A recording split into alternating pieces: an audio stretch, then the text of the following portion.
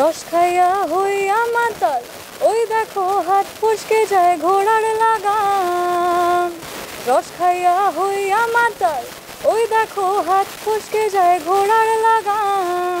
সেই লাগাম খানা ধরে দেখো কুঞ্জনা কুঞ্জনা, লাগাম খানা ধরে দেখো কুঞ্জনা কুঞ্জনা।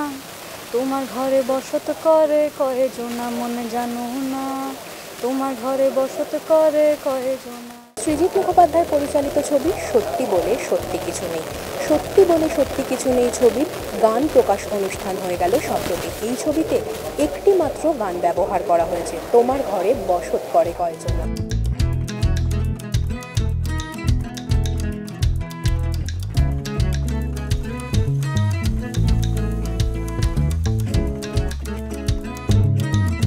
গত 25 বছর ধরে গানটি জানি, বিভিন্ন অনুষ্ঠানে গেয়েছি, এখনও গাই। কোনো জায়গায় অনুষ্ঠান করতে গেলে যেটুকু আমি গাইতে পারি সেই ক্ষমতা অনুযায়ী। ঘরোয়া আড্ডাতে তো করা হয়, বিভিন্ন লোককে দেখেছি গানটিকে ব্যবহার করতে বিভিন্নভাবে। ভীষণই প্রিয় একটা গান।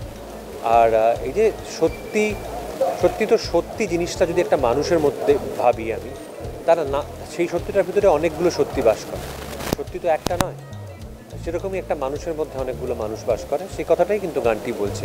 আমি আমার ব্যক্তিগত জায়গার কথা বলতে পারি, সেটা হচ্ছে যে আমি কোনো চলচ্চিত্রে গান শুনতে চাই না, মানে সেটা যত ভালোই হোক না কেন, মানে সেটা যদি ভীষণ ভালো হয় একটা গান, কিন্তু ছবির সঙ্গে তার কোনো তালমিল নেই।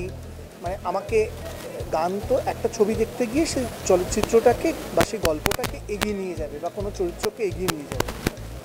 এই গানটা সেই কারণে ইউনিক, মানে আমরা যারা অভিনয় করেছি আমরা জানি আজকে যে কেন সৃজিত এই গানটা ব্যবহার করেছে, সেটা আমরা দেখে বুঝতে পারলাম।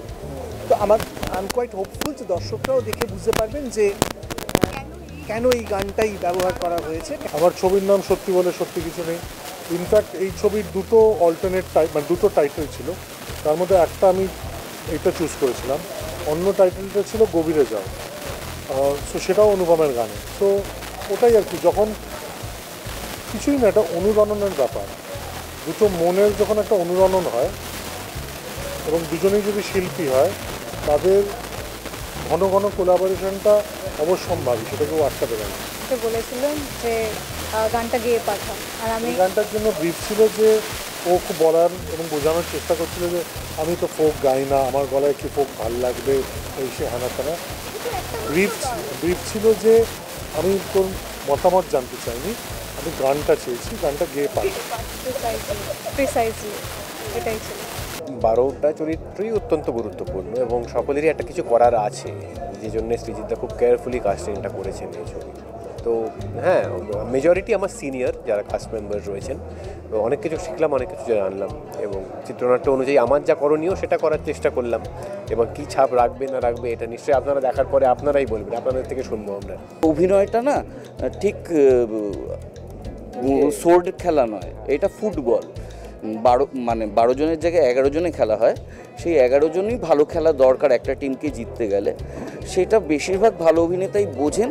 কাজে আমার তো মনে হয়নি কখনো কম্পিটিশান হয়েছে। কম্পিটিশান কীরকম হয়েছে যে আমি একটা কিছু করতে করতে মনে হচ্ছে ঠিক হচ্ছে না, তো আমি সেটা অনির্বাণদা বা ঋত্বিককে সহজে গিয়ে জিজ্ঞাসা করতে পারতাম, বা ওরাও আদান প্রদানের ক্ষেত্রে আমাকে বিশ্বাস করতে পারত। এটাই হচ্ছে জায়গা। এটা অ্যাকচুয়ালি এটা টিম ওয়ার্ক এবং এটা যখন হয় যে তুমি যেটা বললে সেটাকে সত্যি ধরে নিয়েই বলছি যে সবাই খুবই ভালো অভিনেতা, তখন কিন্তু সবাই চেষ্টা করে যে কী করে আরও ভালো করা যায়, অন্যের হেল্প নেওয়া। আমার পক্ষে যদি কিছু সম্ভব হয়, ও যেমন যেটা বললো সেটা তো করেইছি যে আমরা সহ অভিনেতাকে খুব সহজে জিজ্ঞেস করতে পেরেছি। আবার যদি কিছু মনে হয়েছে বলতেও দ্বিধা হয়নি, নিজে থেকে বলতে গিয়ে যে দেখ এই জায়গাটা না আমার এরকম মনে হলো। আর কনফিডেন্ট ছিলাম যে এইটা নিয়ে কারুর মনে কোনো রকমের দ্বন্দ্ব বা এটা নিয়ে যে মনে হবে যে আমি তো জিজ্ঞেস করলাম না কেন বলতে গেল, এই ওপেন জায়গাটা ছিল এবং প্রত্যেকেই খুবই কনফিডেন্ট তাদের জায়গায়। তোমার ঘরে বসত করে কয়জনা এই গানটি সৃজিত মুখোপাধ্যায় পরিচালিত ছবি সত্যি বলে সত্যি কিছু নেইতে গেয়েছেন রাপর্ণা। এই ছবির গান প্রকাশ অনুষ্ঠান হয়ে গেল সম্প্রতি। এই সত্যি বলে সত্যি কিছু নেই ছবিটি মুক্তি পাবে আগামী 23শে জানুয়ারি। এরকম আরও বিভিন্ন আপডেটের জন্য অবশ্যই চোখ রাখুন আর্টিস্ট টিভি HD পর্দায়।